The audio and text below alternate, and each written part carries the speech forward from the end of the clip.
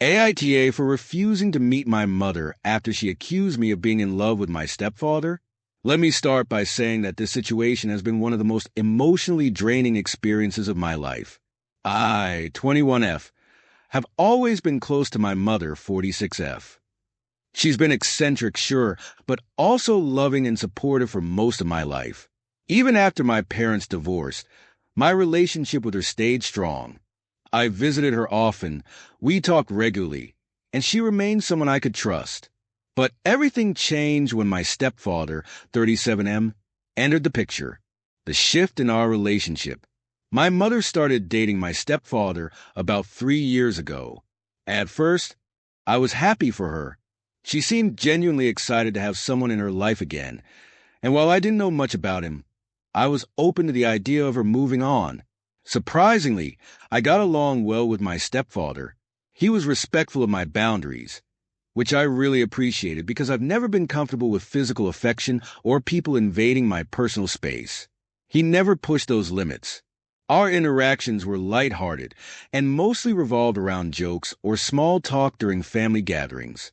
For example, if I walked into the house looking tired after a long day, he'd tease me with a comment like, "Wow, looking like death today, huh?" Or I'd jokingly call him out on his terrible taste in music. It was all harmless banter, and there was never anything inappropriate between us. At first, my mother seemed happy that we got along. She would say things like, "I'm so glad you two get along. It makes things so much easier." But over time, her comments took on a different tone. The subtle red flags.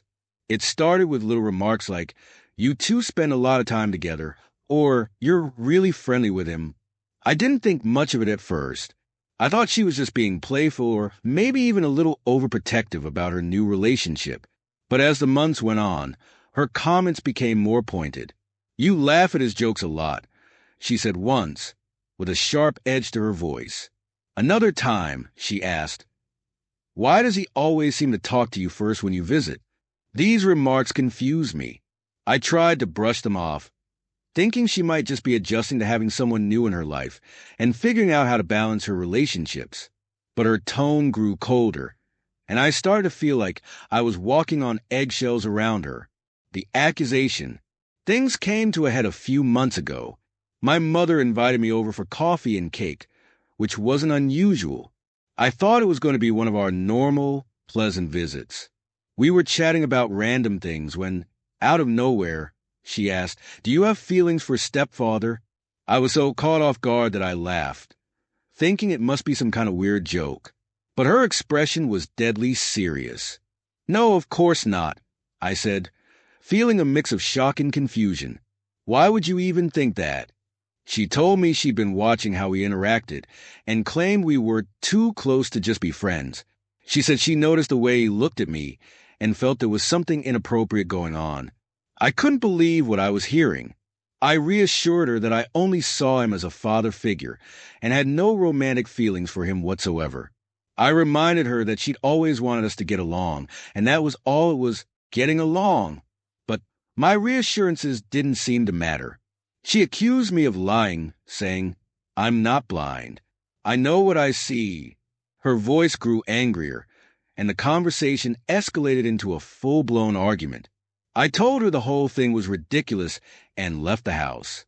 As I was walking out, she yelled after me, "I can't believe my own daughter would betray me like this."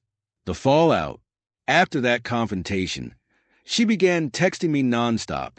The messages ranged from hurtful accusations to guilt-tripping statements like, "You ruined our relationship, and I hope you're happy with what you've done." I didn't respond to any of her messages. Instead, I called my older sister, 23F, and told her what had happened. She was just as shocked as I was. She said our mom's behavior was completely out of character and advised me to distance myself for a while. She thought it would be best to let things cool down before trying to address the situation again. Taking her advice, I stopped visiting my mother and didn't reply to her texts. It's been 2 months since that confrontation, and I've had no direct contact with her during that time. The message. Today, out of the blue, I received a message from my mom asking if we could meet up to talk about what happened. She said she wanted to clear the air and resolve things. I don't know how to feel about this. Part of me wants to go and hear her out. Maybe she's realized how unreasonable she was, and we can rebuild our relationship. But another part of me is still so hurt and angry about what she said. The accusations she made were not only baseless, but also deeply hurtful. I'm also afraid that if I meet her, she'll just double down on her accusations or try to guilt-trip me into apologizing for something I didn't do. My dilemma: I'm torn. On one hand, she's my mother, and I do want to fix our relationship if it's possible. On the other hand, I'm not sure if I'm ready to face her after everything that's happened. Her words and actions have left me feeling deeply hurt and confused, and I'm afraid of being hurt all over again. So, Reddit, Aita for not wanting to meet my mother after she accused me of being in love with my stepfather? Or should I give her a chance to explain herself and try to repair our relationship? Story 2. Boyfriend proposed to me after I broke up with him. I, 28F, broke up with my boyfriend 40M of 5 years last week, and now I'm stuck in a whirlwind of emotions that I can't seem to sort out. Our relationship has always had its ups and downs, but the biggest sticking point for me has been his unwillingness to commit. The commitment issue. We started dating when I was 23 and he was 35. At the time, the age gap didn't bother me. I thought he was mature and established, and I assumed that meant he'd be ready for a serious relationship. For the first few years, things were great. We traveled, laughed, and spent time building what I thought was a solid foundation for our future. Around the 3-year mark, I started bringing up marriage. I wasn't pressuring him to propose immediately, but I wanted to know if he saw marriage in our future. Every time I brought it up, though, he'd shut me down almost immediately. "It's just a piece of paper," he'd say. "Why ruin what we have with legal formalities?" I tried to be patient. I told myself he might just need more time, that maybe he had some reservations because of his own past. For context, he's divorced, and his first marriage ended pretty badly. I figured if I gave him space and time, he'd eventually come around. When we hit 5 years, I started feeling like I was waiting for something that was never going to happen. I didn't want to waste more time on someone who wasn't sure about me. The house situation. Another issue that gnawed at me was the idea of building a life together. I want us to buy a house, a place that we could call ours, a home where we could start a family. For years, I'd talk about saving for a down payment or looking at neighborhoods, and he'd always say, "Let's not rush into it." It felt like every time I pushed for something tangible, he'd find an excuse to delay. Eventually, I gave up waiting. About 8 months ago, I bought a house on my own. It wasn't the ideal scenario. I had envisioned us making that decision together, but I was tired of putting my life on hold. He moved in with me after I bought it. But even then, I couldn't shake the feeling that I was carrying the weight of all the big decisions in our relationship. The breakup. Last week, I hit my breaking point. I'd been feeling disconnected for months, and the resentment was building. I couldn't keep ignoring how unhappy I was, so I told him I wanted to break up. I didn't give him the full rundown of my reasons. I didn't mention marriage or the house. I just said, I need space to figure out what I want in my life. He looked blindsided. I don't think he ever saw it coming.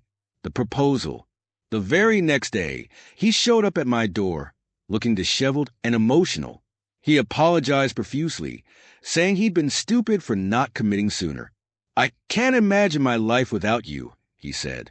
Then, to my absolute shock, he pulled out a ring and proposed. He told me he wanted to marry me, buy a house together, have kids, the whole future I'd been dreaming of for years. He said he'd been afraid of commitment because of his divorce, but losing me made him realize he couldn't let fear dictate his life anymore. I was floored. For years, I'd wanted this exact moment. A heartfelt proposal, a promise to build a life together. But instead of feeling joy or excitement, I felt conflicted. His new behavior. Since the proposal, he's been going overboard to prove that he's serious. He's helping with household chores without being asked, planning elaborate date nights, constantly telling me he loves me. It's like he's suddenly become the perfect partner. But I can't shake this nagging feeling in my chest. I keep wondering, is this real? Is he truly ready to commit? Or is he just panicking because I broke up with him? My doubts. Part of me feels like I can't trust this sudden change. If it took me walking away for him to realize he wanted to marry me, does that mean he truly values our relationship? Or is this just fear of being alone? I don't want to get married out of guilt or because he feels pressured. Marriage is supposed to be a celebration of love and partnership, not a reaction to a crisis. Another part of me feels hurt. I spent years asking for the kind of commitment he's now offering, and he refused to even have the conversation. Why did it take losing me for him to realize what I was worth? Looking for advice. I don't know what to do. On the one hand, I still love him, and a big part of me wants to believe that this is the turning point we needed. On the other hand, I don't want to ignore my gut feelings. Would I be making a mistake by accepting this sudden proposal? Or am I overthinking it and letting my hurt feelings cloud what could be a genuine new beginning? Edit. Thank you so much for all the advice and thoughtful comments. I'm still reading through everything, and it's helping me process my emotions. I'll be sure to update when I figure out my next steps. Story 3. Aita for telling my dad he won't be invited to my wedding if he insists on bringing his wife. Weddings are supposed to be joyful, but planning mine has turned into a battleground. All thanks to my dad's wife in 50s. Her recent behavior has alienated her from most of my dad's extended family and created tension between her and me, my siblings, and even my grandparents. The conflict begins. The trouble started when my grandparents, 80s, shared some sweet ideas about how I could incorporate my late mom into my wedding. They suggested ways I could wear some of her jewelry, which was passed down to me after she died. It was a casual, heartfelt conversation about honoring her memory on a special day. And found out about it and completely lost it. She accused my grandparents of disrespecting her by even mentioning my mom. She claimed it was inappropriate to incorporate anything related to my mom into the wedding because she is my dad's wife now, and her feelings should be prioritized. One of my aunts defended my mom, saying she's still their mother, but dismissed that, saying my mom was the other woman because she was here before and now she's not. Her exact words, "Your mom no longer matters. She's just a thing of the past," and confronts me. And didn't stop at alienating herself from my grandparents and aunts. She came directly to me. She told me flat out that I wasn't allowed to include any mentions of my mom or use any of her possessions at my wedding. She doubled down on the cruel comments, calling it dumb nostalgia, and insisting her comfort should come before a dead woman's memory. It was one of the most disgusting and disrespectful things I've ever heard. I pushed back, telling her that she had no right to dictate what I could or couldn't include in my wedding. But she wouldn't back down, and the whole situation left me furious and hurt. Talking to Dad. My siblings and I decided to talk to our dad about Anne's behavior. We weren't the only ones. Our grandparents and several aunts and uncles also spoke to him. Everyone was upset by Anne's cruel comments and her blatant disrespect toward my mom. Dad tried to defend her, saying she was probably feeling insecure and like second best. I told him flat out that Anne's feelings didn't justify her behavior. I reminded him that Anne met us when we were already adults and that she was never a mother figure to us. There was no reason for her to feel threatened by our mom, who has been gone for years. Dad said he'd talk to her and get her to apologize, but no apology ever came. In fact, and doubled down, continuing to say nasty things to my grandparents and other family members, setting boundaries. At that point, I'd had enough. I told my dad that and would not be welcome at my wedding. I explained that this was a hard boundary. I would not allow someone who spoke so cruelly about my mom to attend such an important day in my life. Dad was upset. He argued that it's bad manners to invite one half of a married couple to a wedding while excluding the other. He said Anne had to be there as his wife and part of the family. I told him I didn't care about wedding etiquette. What mattered to me was honoring my mom and protecting myself and my family from Anne's toxicity. I told him he had a choice. He could come to the wedding without Anne, or he could choose not to come at all. The fallout. Dad refused. He said it wouldn't be right for him to attend without her, and that it would only make things worse. I told him that if he wouldn't respect my boundary, then he wouldn't be invited either. I made it clear there would be no invite or seat for him at the wedding. Now he's furious. He's been calling and texting, trying to fight for his right to attend, but it's obvious he's prioritizing Anne's feelings over mine and my siblings. He insists that my behavior is wrong, that I'm being unfair and unreasonable, and deserves to be treated as part of the family. My perspective. From where I stand, Anne's behavior has been beyond unacceptable. She's insulted my mom's memory, disrespected my family, and caused unnecessary drama around what should be a joyful occasion. My dad's refusal to stand up to her, or even hold her accountable, makes it clear where his priorities lie. Yes, I want my dad at my wedding, but not at the cost of compromising my values or allowing someone as toxic as and to tarnish the day. Aita, am I wrong for refusing to invite my dad if he insists on bringing Anne? Should I reconsider and let her attend for the sake of family harmony? Or am I right to hold my ground? I'm feeling torn, but deep down, I know I need to protect the day and my mom's memory from her negativity. Story 4. Aita for not allowing my ex and former best friend to take my kids out of state for a week to heal and recover after she was left unable to have children. I have 2 children under 12 with my ex. We divorced 5 years ago after I found out he and my former best friend were having an affair.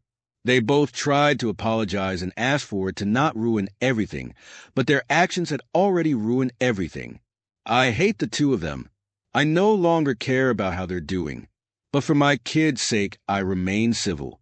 I have never badmouthed them to my kids. I have never told my kids what happened. I would never want my kids to be harmed more by their father's actions than they already were. And the divorce was tough for them, and they had a hard time coming to terms with the changes. They still need therapy for some adjustment issues that have remained. My former best friend hasn't helped it either by trying to continue on as best friends despite her actions. It also didn't help that the kids went from their parents living together to their dad living with mom's former friend. But again, my primary focus has been my children. I love my kids more than I hate those 2 repulsive individuals. I love my kids more than myself, which is why I work so hard to be civil in front of my kids. Because the last thing I wanted was to make nice with them. But my kids love their dad, and that has never changed. My ex and this woman are now married, and they tried to have children together. In December, she had her 10th miscarriage and had to be rushed to the hospital and into surgery, which left her unable to get pregnant again. I got a call from ex telling me all this and asking me to bring the children to the hospital to stay until she was ready to leave. It was my parenting time, so I told him I would not bring them to sit and wait. He was very unsettled and told me to bring the kids by and he'd get them to ask me to let them stay. I told him that wasn't happening. He made no more contact after that, and he didn't take the kids for his parenting time either or contact me about it. His mom reached out and she told me he refused to leave the hospital. He didn't see them until his parenting time came around again, and she was released. There was a new tension in the air at that point. He was furious with me for keeping the kids from sitting vigil in the hospital with him. Now we have another dilemma that's become an issue. My ex booked a healing getaway for them, and they want the kids to go along. It happens during my week, and it's a school week. He also wants to take his weeks as normal before and after that, so he would have them for 3 consecutive weeks. From what he stated, he would potentially keep them out of school for that long, so the kids can be there to help her recover and grieve knowing she has them, was how he explained it to me. I said no, and I explained that I was not letting him take them out of school for a week just for her. I told him the kids are not their emotional support to get them through this, and therapy is significantly better. I told him I didn't approve of them missing extended school time period, but I wasn't giving up my week for it. He tried to state the week he missed should be made up for, but our court-ordered parenting plan states if a parent voluntarily doesn't take their week, without an agreed-upon make-up period, then the other doesn't need to give up a week in return. I pointed this out to him, and he asked me how I could be so by the book about this. He said human decency would state, I should be willing to put aside our differences at a time like this, and that school isn't more important than family. He asked me how I would feel if she ends her life because of this, and my refusal was part of the reason why. I told him I wouldn't feel anything. I told him they lost all their rights for me to feel something for them when they betrayed me, and I would not be manipulated into agreeing. He's pushing very hard for this, and trying to guilt me into agreeing. I know I might be overly harsh in my response to this, so I wanted to ask if people believe I'm wrong or not.